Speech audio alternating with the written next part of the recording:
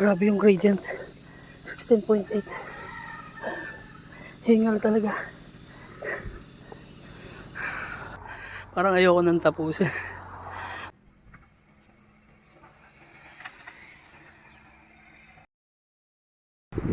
Alright, so good morning. Ride out na kami. Papunta kami ng Timberland. Alas 7 na ng umaga dito sa San Jose del Monte, Bulacan. So sarado na ngayon daan dito sa may grotto kasi nga mahal na araw ngayon. And ganito talaga ginagawa nila pagka mahal na araw. Sinasarado nila yung kalsada para sa mga nag-aalay lakad. Yan si Ian, saka si Kuya. Bali mo lang nga dito sa may San Jose del Monte, bibiyahe kami papuntang Batasan. Sa Commonwealth ang napili namin daan dahil medyo maputik pa sa Makabot. Saya-saya talaga mag-road bike. Parang pinagsisisihan ko na. Joke lang. Ito kasi yung una kong ride gamit tong road bike. Yung mga nakaraang araw kasi paikot-ikot lang ako dun sa may San Jose del Monte. Syempre gusto ko rin subukan ilayo tong road bike. Sakto naman papunta silang Timberland. So sumama na rin ako. Nakalagpas na nga rin kami ng Commonwealth at pumasok na kami dito sa may Batasan. Bali pagdating mo sa pangalawang stoplight kakanan ka na, then lusong na yung papuntang Pure Gold San Mateo. Medyo ganado pa nga tayo pumadyak dito kasi sobrang flat lang ng daan. Around 8 AM nandito na nga kami sa may tulay ng San Mateo. Bali mula Bulacan hanggang dito banayad lang yung takbuhan namin kasi nga medyo malayo rin. Around 25 to 30 lang. After nga ng napakahabang lusong dun sa may Batasan, narating na rin namin tong Pure Gold San Mateo. Makikita na rin natin dito yung signage ng Timberland at tatawid lang tayo dyan sa crossing. Na-skip ko na ibang part pagpasok namin ng Cambal Road. Malubak kasi saka ang hirap mag-video. At andito na nga kami sa daan papuntang Timberland. Kung hindi ako nagkakamali, nasa 4 kilometers tong ahon na to. Pagkarating na namin dito sa unang siko, dito na ako unang nakaramdam ng pagod. Ito nga, binidyoan ko na nga lang si Bayaw habang umaahon. Tumukod ako at hindi ko na talaga kayang pumadyak. Para kasing hindi na uubos yung ahon dito. Pero after ko naman magpahinga, sinusubukan ko naman pumadyak ulit kung hanggang saan kakayanin. Kulang lang talaga sa ensayo. Tukod! Dito na ako ngayon sa pangalawang siko. Ayan.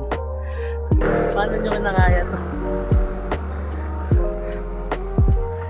Bawal na talaga maging tamad sa ensayo ngayon. Pagpasok kasi ng February ng taon na to, bihira na rin ako makapag-bike. Kahit yung bike to work na ginagawa ko dati araw-araw, hindi ko rin nagagawa. Hindi ko alam basta bigla na lang ako nawala ng gana. Kaya ngayon pinipilit kong ibalik yung kasipagan ko sa pagpabike. Mahirapan pa rin tayo, pero hindi sana ganito kahirap. Grabe yung gradient. 16.8. Hingal talaga. Nakapagod magtulak. Ito yung pangatlong siko dito sa Timberland. Hindi ko na talaga kaya. Itong mga oras na to, grabe na yung init. Narating na nga namin yung tuktok kung hanggang saan lang pwede magbike. Friday, Saturday, and Sunday lang daw pwedeng dumire-diretso doon. Timberland Heights.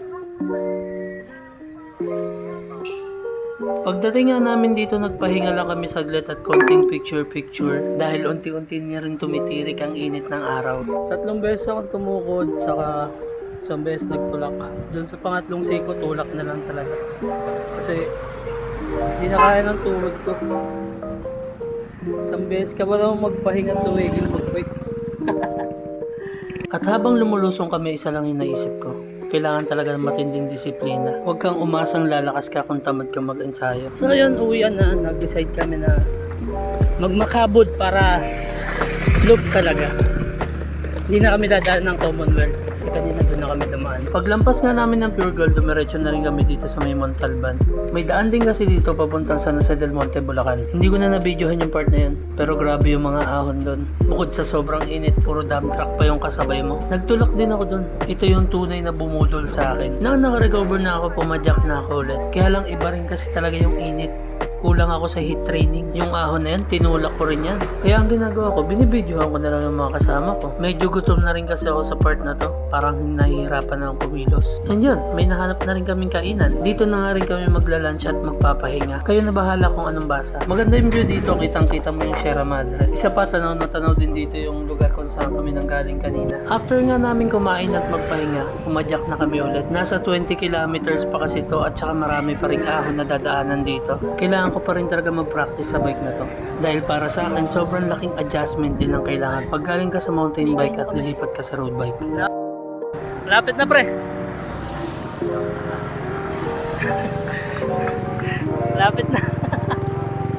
Sabi ko na nga ba, pagkain lang kulang para makapadyak ulit.